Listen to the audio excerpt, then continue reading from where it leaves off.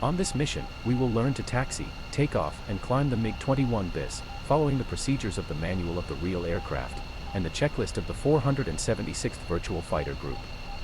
The training checklist includes the following items: before taxi, before takeoff, line-up check, takeoff, and climb.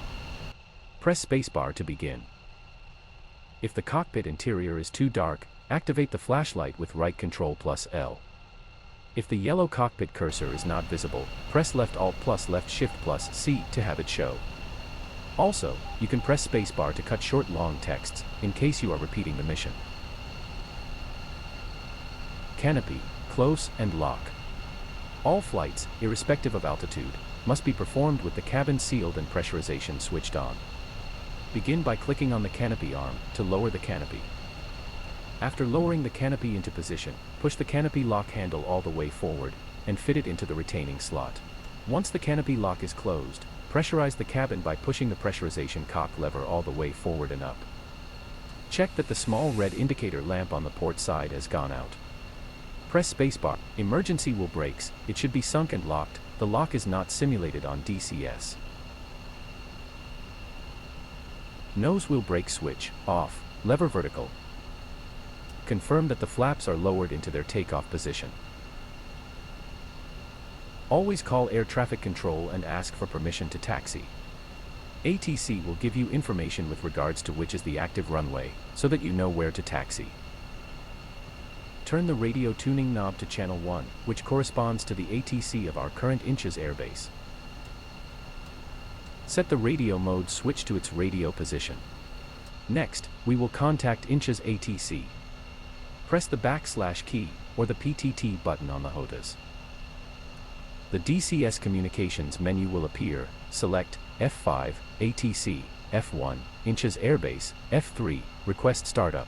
A bug within DCS causes ATC to be unaware that we have the engine already started, so you need to request startup clearance anyway. Once ATC has granted the startup authorization, select F1, Request Taxi to Runway.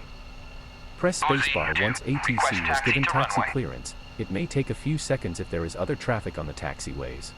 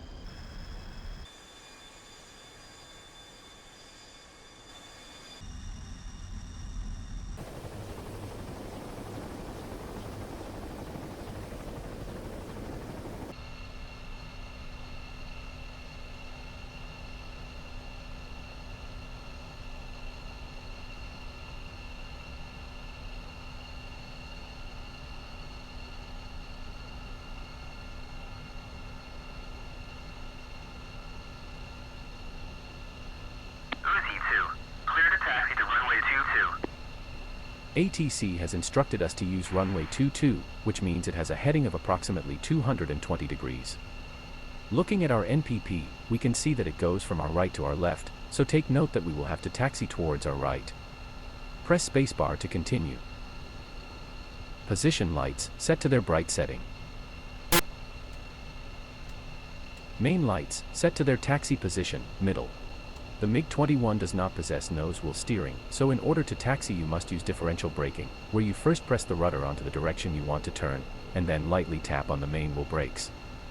Important, the nose wheel brake should be off for this to work. Don't brake too hard, or the aircraft will stop in addition to turning. You need finesse and apply the wheel brakes in short bursts, rather than a continuous braking. You may find it easier to push the rudder first and then tap the brakes. Once the aircraft begins to turn, it will tend to keep turning, so be prepared to push opposite rudder just before the aircraft is on its desired heading.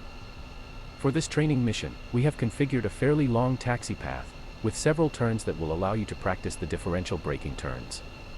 Press spacebar to continue. Place the rudder in the neutral position, press the brakes, and smoothly increase engine RPM to around 72%.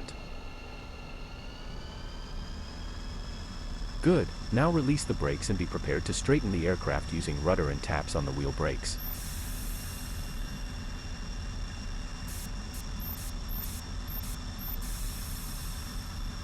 Proceed forward, following the yellow center line, towards taxiway Delta.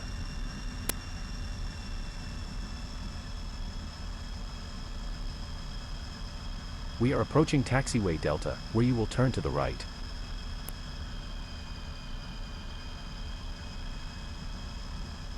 Begin to turn right as you enter taxiway Delta. Increase throttle a bit if needed. Good, you are now on taxiway Delta, on a heading around 325 degrees. We are approaching taxiway Charlie, where you will turn to the right again. Begin to turn right as you enter taxiway Charlie. Increase throttle a bit if needed. Good, you are now on taxiway Charlie, the heading should be around 45 degrees. Try to keep the aircraft aligned over the yellow center line of the taxiway. At speeds over 20 km per hour, the rudder begins to have authority and you will be able to make small direction adjustments using rudder alone. You can adjust the radar warning receiver audio volume with the highlighted knob. Be careful of other air traffic that may appear on the taxiways at our right.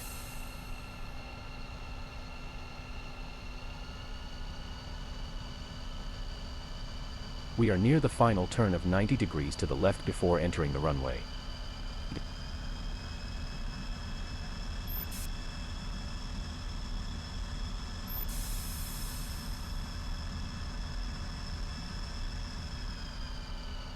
We are near the runway 22, stop just prior to entering it, in order to get ATC clearance.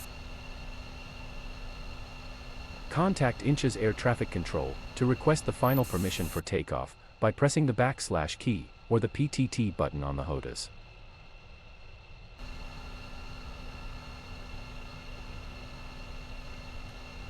The DCS Communications menu should appear. Select F1, Request Takeoff. Uzi 2, request takeoff. Once ATC has given takeoff clearance, increase throttle and enter the runway, turning left to align on its center line. 755.82.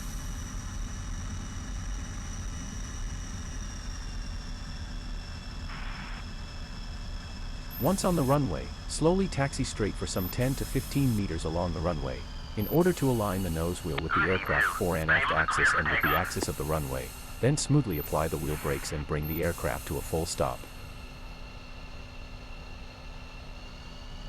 Now that you are aligned with the runway, we will perform the final takeoff checks. Check the pitot CLK mirror heat switch. Turn on the pitot tube and the periscope heating, if the weather conditions make icing probable.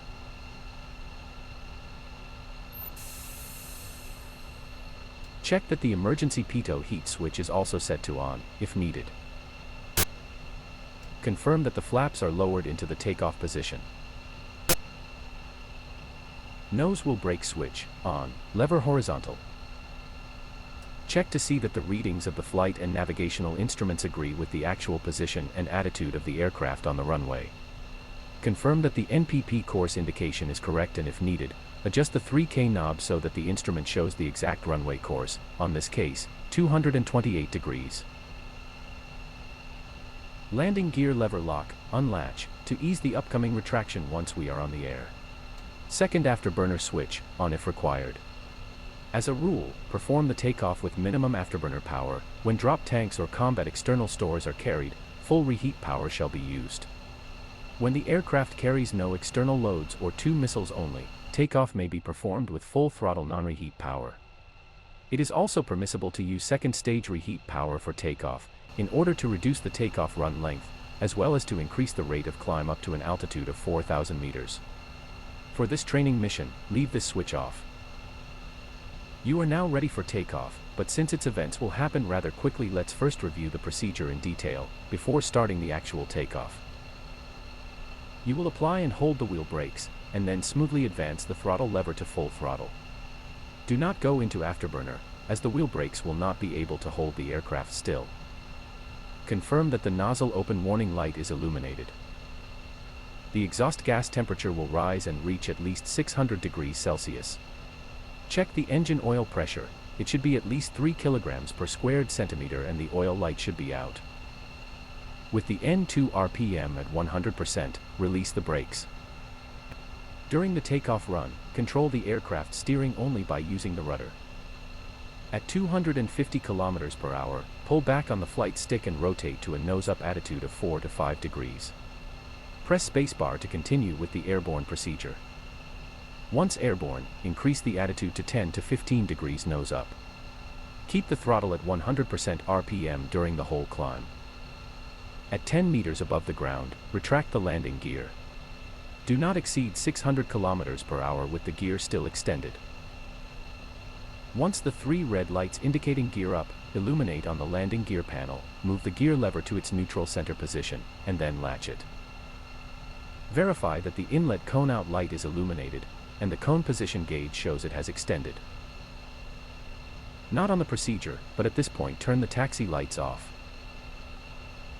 At 100 meters above ground, retract the flaps. Retraction of the flaps will cause a nose-down moment, compensated by trimming on the control stick. Once the flaps are retracted, increase the climb attitude to 15 degrees and maintain 600 kilometers per hour during the climb, until you reach 5,000 meters.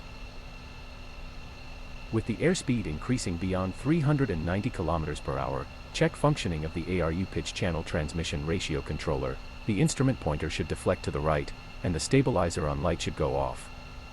This completes our procedures review. Press spacebar to begin our actual takeoff. Fully apply and hold the wheel brakes. Advance the throttle lever to full throttle.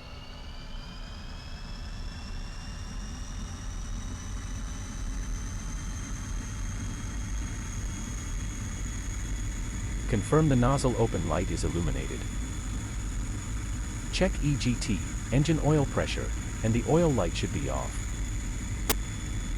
Release the wheel brakes.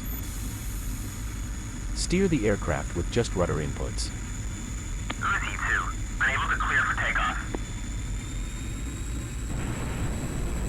M02, unable to clear for At takeoff. 250 kilometers per hour, pull back the stick and rotate. M02, unable to clear for takeoff. Airborne, increase attitude to 10 degrees. Retract the landing gear. On 3 red lights, set the gear lever to its neutral center position. And latch the gear lever. Check nose cone has extended, and the warning, inlet cone out, is lit. Turn taxi lights off, down, with a right click. Retract flaps and retrim. Flaps retracted, increase climb attitude to 15 degrees, maintain 600 kilometers per hour until you reach the mission ceiling. Check the ARU gauge, its pointer should deflect to the right. The stabilizer on, light should be off.